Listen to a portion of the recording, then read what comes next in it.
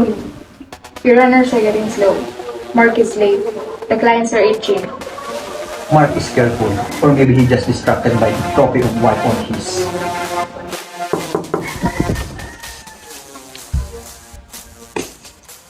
It's all there. 5 kilos. Today yung settlement.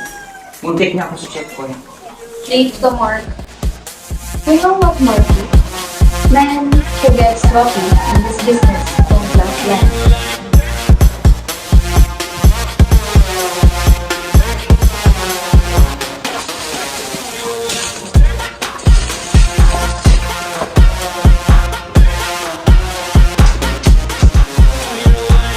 Just give the payment, Max. Mark is waiting. Relax, Marky.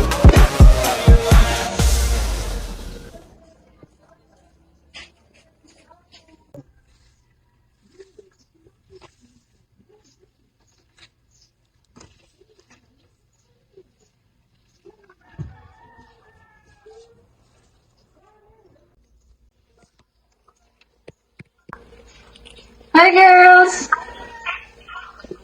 Come to our house tonight. Let's have some chika. Miss ko na kayong lahat. Sure, I'll come.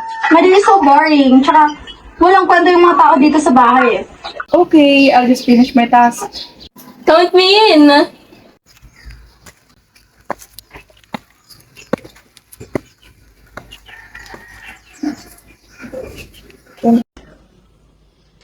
Hi, Han. Oh, you're here.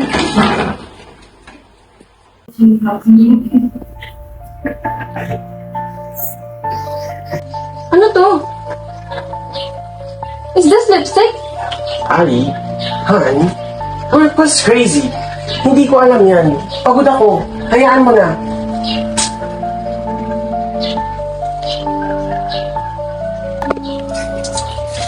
Drugs. At may babae ka pa? Wow! Paano mo nagawa to? You're ruining my reputation.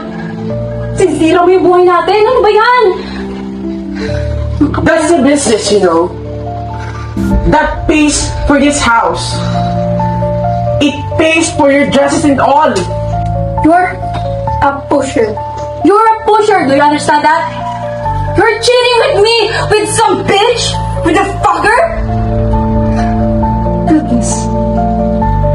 You're ruining me. You're ruining yourself.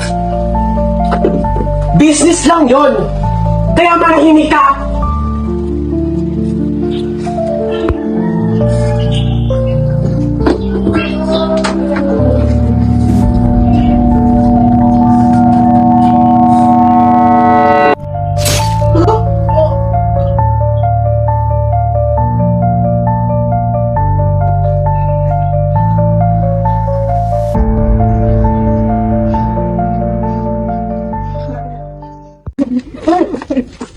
Eliza!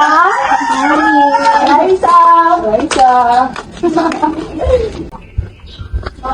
Eliza! Pinatay mo siya!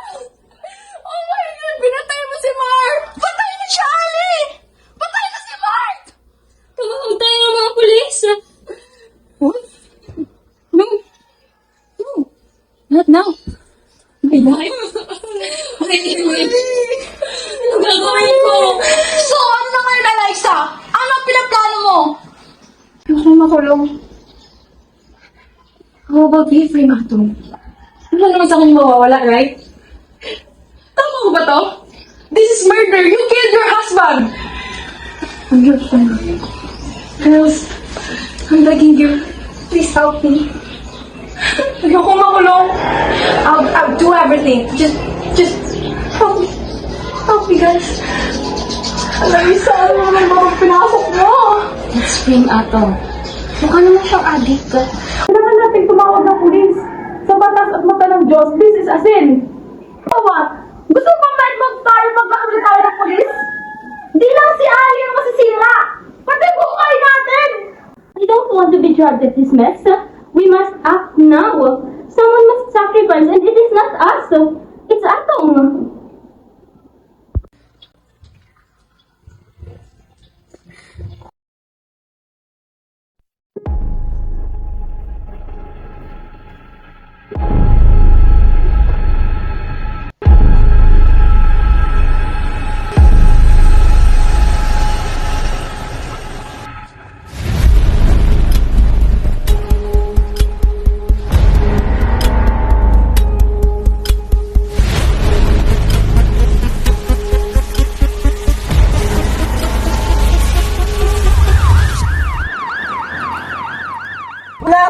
kasalanan?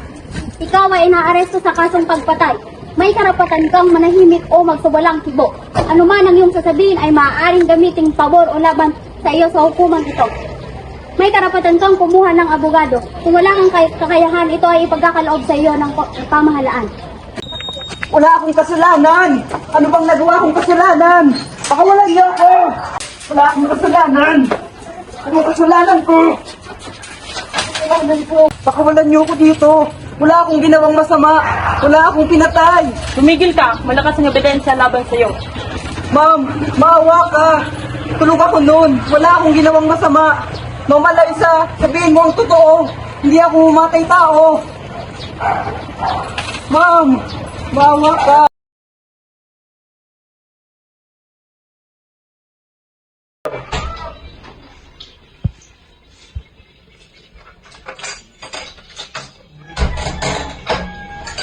Sige lang, boss. Damdamin mo ang bawat kagat.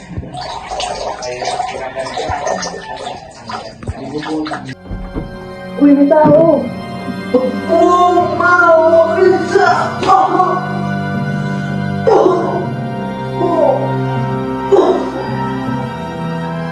Wag po, di ako papalag!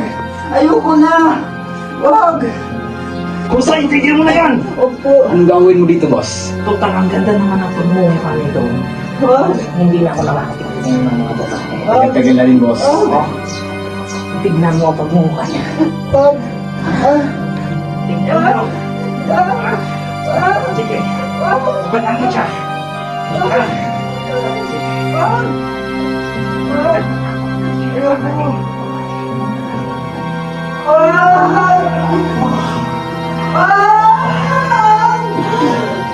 Ayoko sa akin! Boss, wala na ako. Ikaw na ako dyan. Wag!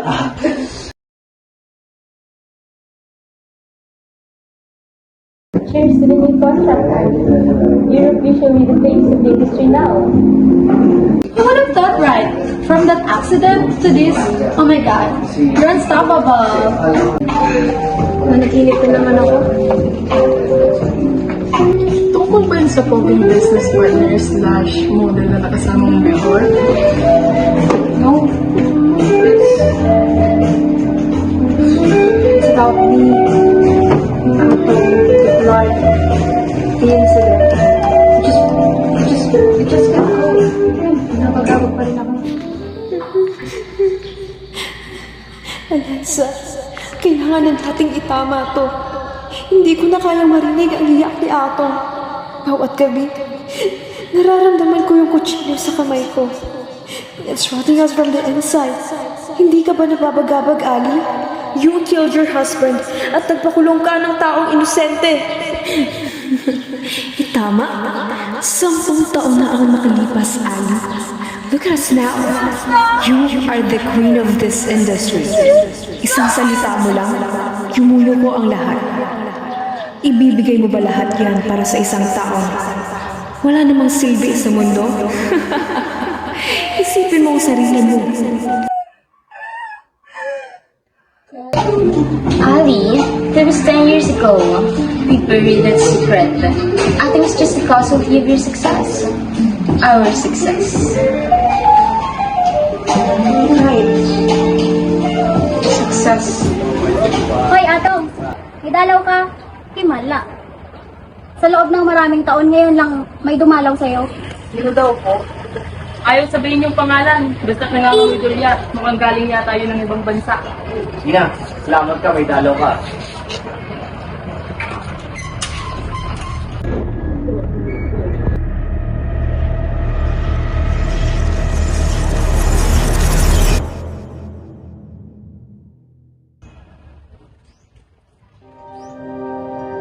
Ang ina naman, Sir Mark, buong buhay ko, akala ko patay ka na. Calm down, Atong. Okay. Pwede ba?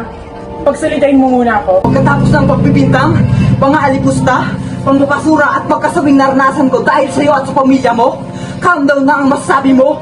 Tangina naman, Sir Mark, paano ako ito kakalma? You have to. You have no choice. Ako lang makakatulong sa'yo kaya huminahon ka. Bakit buhay ka pa? Hindi naman ako namatay. It was just a show. to be free from Eliza's and her insane family. Hindi ko naman ginusto na may kasal sa kanya. But our family do the work. They just force us, threaten us, and frame us up kesyo kung malugi daw yung negosyo nila. Eliza is a very decent woman, as others see. She was a beggar of applause, a validation, and an entitlement to the point that she aborted our child. Ni wala nga akong katiting na alam na naging ama ko. I tried to love her, but I swear, it was never enough sa babaeng bulag sa pangarap. She's crazy. She killed our unborn child. She attempted to kill me. Kaya maghihiganti tayo. Maghihiganti ako ng Eliza sa pamamagitan ko? Eh, gago ka pala eh. Ganyan ba kayo nasa taas ng tatsulok? Tangina naman. Hindi ba nga kayo pwede sa mga ginawa niyo sa akin? Tapos andito ka na naman. Anong tingin mo sa akin? Aso? Didn't you even bother to ask why there's no one, especially your family, visiting you? Ang alam nila, patay ka na. You are settled. Planchado lahat ito ni Uno. Ano ba talagang nangyari nung mga araw na yon? That day they thought I was killed. The stab was real. I feel conscious. Eliza and her friends, ang alam nila, patay na ako. But, I heard all na ipi-frame up ka raw nila na ikaw raw ang pagbibintangan na pumatay sa akin. And that day, ang alam ko lang, patay na din talaga ako. Nagising na lang ako sa ospital, sa Canada, nakasama ko si Uno. Uno tell me all the story and happened. Kaya, walang sadsad, detalye lahat ng sinabi niya. At napuno ako sa kademonyohang nila lahat. Kaya kailangan mong maghigante? Hindi naman kita usually gagamitin. After I let you out sa seldang ito, you are free. Whatever do you want to do to Eliza? Heto lang ang sasabihin ko sa'yo. Will you kill the woman who made your life miserable? Or you let yourself be silenced with the justice of the system? Mamili ka. Ikaw ang gagawa o ikaw ang kawawa? Deal?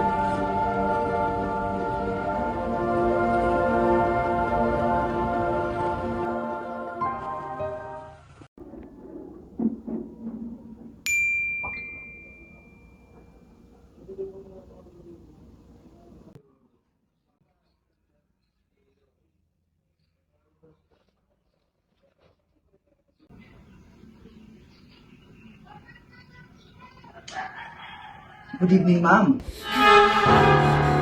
Antonio Sanchez at your service. 37 years old. May call me Anthony for short. Tagal ka na patay! Tagal ka na patay! What do you want? Guard! Guard! Tulong!